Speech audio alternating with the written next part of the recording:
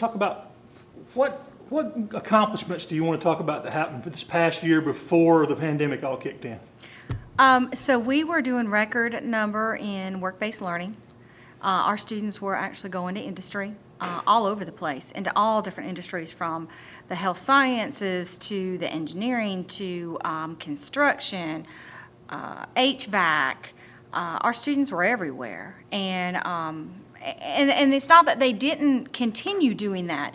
Once March hit, things changed a little bit. But for the most part, last year was probably our record highest number of work-based learning type events, whether it be a job shadow or an internship or a paid co-op. We were doing very good with that. Most of our programs were starting to compete. So we won the state culinary tournament. We were on target to go to a state tournament for robotics. Our welding and auto collision and auto tech were ready to go to compete at Skills USA. Our graphics, we won several awards in graphics and photography for the state. So we were ready to go on target in March when all that hit. And you finished your conference We center. did. We finished the conference center. 2 years is the full year we had open, and it is beautiful out there. Anderson 1 uses it a lot. Anderson 2 does as well. We have some community partners that use it as well. So it's been a fantastic addition to our school, which then have allowed us to open up our old conference area to mechatronics, and that has become a beautiful facility and has allowed us to use a lot more equipment. How did your programs adjust? Because you're so hands-on on so many programs. How did y'all adjust when suddenly you went home and never came back? Sure. So, within 24 hours practically, the whole education world was turned upside down in March. And that includes career and tech ed. And so we had to adjust, and we had to figure out how we were going to finish out the school year as much as possible. And we had struggles along the way. I hire teachers to demonstrate and teach their craft. And it's very difficult when you're transitioning to a digital world and you're teaching somebody how to weld. It becomes quite a challenge. So a lot of our seniors this year missed out on the hands-on activity because of that.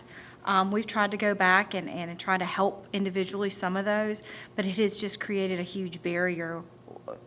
It's something that we've never done before. And I know that we say that now in 2020, this is something that we've never done before, but it really is something we've never done before. And so we've struggled and we've overcome some of it. Some of it we're still waiting on outside industry to certify our students. Our CNAs at this point never have got certified. We're still struggling with our cosmetologist and LLR to be able to get those in for testing. So we've got a lot of industries that rely on outside agencies to be certified, and we're still kind of in limbo with that. So people don't realize how complicated all the moving pieces are. Sure. It's not just the education piece. It's not just the South Carolina Department of Education. It's not just the 2 districts. It's the outside agencies that control some of the certifications that go along with career and tech ed. What did you learn from that process, though, of having to make those switches? Is there anything y'all really learned you think that might help going forward? Or Virtual learning is not a career and technology educator's friend. I can tell you that. Our students want to be here. They take us because we have that applied learning. We have that hands-on education, and that's what they want. And so it was very difficult. So there are some classes that we can do, some virtually for a short period of time. Others are not as easy. So we've prioritized this year. We've looked at the standards. We have essential standards now that we're going to look at that the State Department has come up with. So when we start school back and we have that hands-on time, that face-to-face time, we don't really know what it's going to look like, but when we have that, we're going to take advantage of those and primarily work on those face-to-face skills that we can work on and the stuff that we can do outside of that virtually. Then if that time comes where we're going to be somewhat virtual or all virtual or modified or hybrid or whatever you want to call it now, then we'll be able to do that during that time. Were there goals that you had set for this year that you're going to have to back burner because of all the COVID and stuff? Oh, yeah, there's always that. We do internal goals every year. I think each department does goals. Our work-based learning, I know, does goals. Yeah, there was a lot of things that we were working toward getting. We had a couple of donations kind of just hanging out there we were assuming is going to come to our way to help. So, yeah, there was equipment that we were expecting to purchase to help with our students and those kind of things. I don't know if it's going to happen or not. Remind people if they've forgotten what programs are out here, what kind of things the kids can participate in and learn here. Sure. So we have about 21 different programs that students can come take. This is high school students, and they're all career and technology focused. We have things from your traditional vocational programs like cosmetology and welding and auto tech to some of the more high-level advanced classes like aerospace and engineering and AP computer science. We focus on media broadcasting and graphics and digital art design, firefighting, law enforcement, all of those type courses. So we try to focus a program in many different career cluster. And your kids, you mentioned earlier that are working with businesses, there's a lot of targeted training as part of what y'all do, like an industry comes in here. I guess what I'm getting at is you're a big part of Anderson County's economic development, helping the workforce be ready when they come out of school. We certainly hope we are. We do work very closely in conjunction with economic development here. We work closely with our individual businesses. We've got a lot of businesses that are involved in our advisory committees and helping us decide on where we're going. And we're going to need a lot of that this year, a lot of support from our businesses, because we still want them to take our students. You know, that's the most valuable lesson to know that a student is ready for the workforce is our local businesses taking our students. So we're going to rely on them this year to continue to support us and take our students and allow our students to come in and have an opportunity to work for them. So yes, we look at all of that. What are some of the fastest growing programs? We're still looking in the engineering and health sciences field. Computer science fields are growing up pretty heavy. Programming. We've got a new game design program. There's a lot of money in game design nowadays. So that's coming in. I would think those probably are the largest growing. Construction, though, is amazingly have just grown in the last 3 years. We're actually adding an electricity component to that and a plumbing component. We actually hired another teacher to help assist with that. So what things are you putting in place this year to try to do it as safely as you can and get everybody back into the hands-on learning? Sure. So we are following DHEC's guidelines very, very specifically. We are making sure that everything that DHEC is requiring of schools is also required of us. And as you notice when you walk through the facility today, the classrooms look a little different. You know, we've taken out extra equipment, extra furniture we're not using. The desks are socially distant. So if you look through just where we're sitting at now, the desks are 6 feet apart. And that creates hopefully a safe space so students could, you know, if they need to take off their mask a few minutes, they can do that. And we can provide that opportunity because we all need that to a point. We're going to be looking at small group activities in a very limited period of time for right now, probably 10 minutes or less here and there, just until school starts back up and it kind of runs its course and we see what it looks like. You know, our main goal is to keep our students safe and our faculty and staff safe. That is hugely important to us right now. So we want to make sure that we create an environment that's safe for everybody.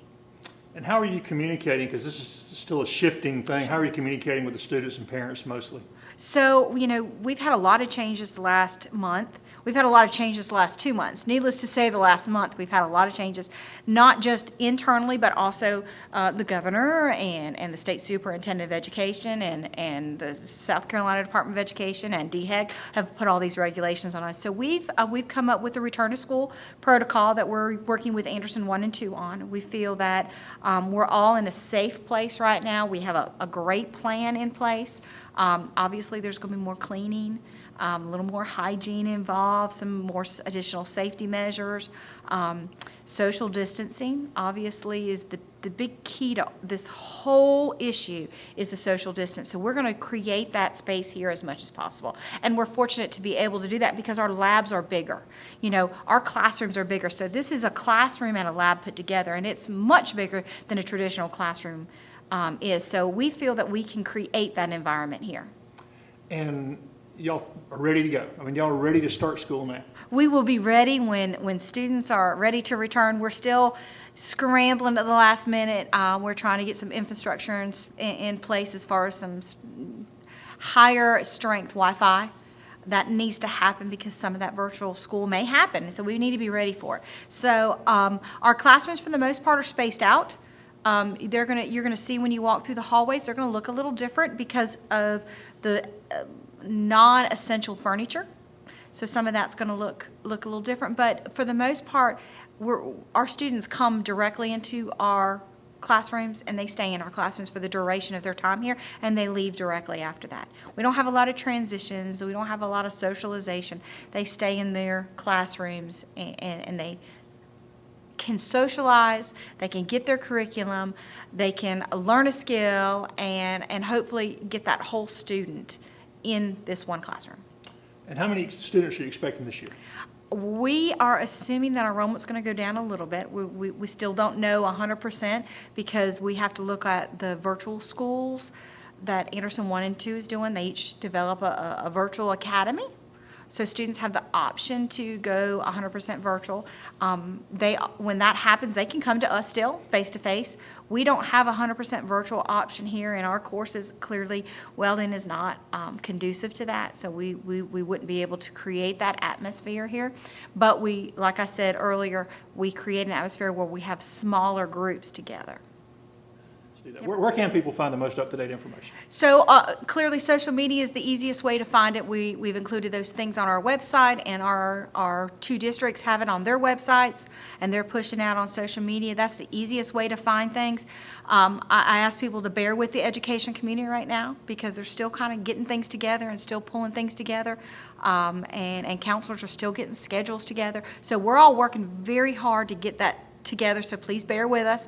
Support your educator. I think that's important this year too. We're all nervous, we're all scared, we all don't know what's going to happen when the students come back, but we're ready to see our kids. We're ready to see the students come in here and us do what our passion is here, and our passion is to teach, and we're all ready to get back to that.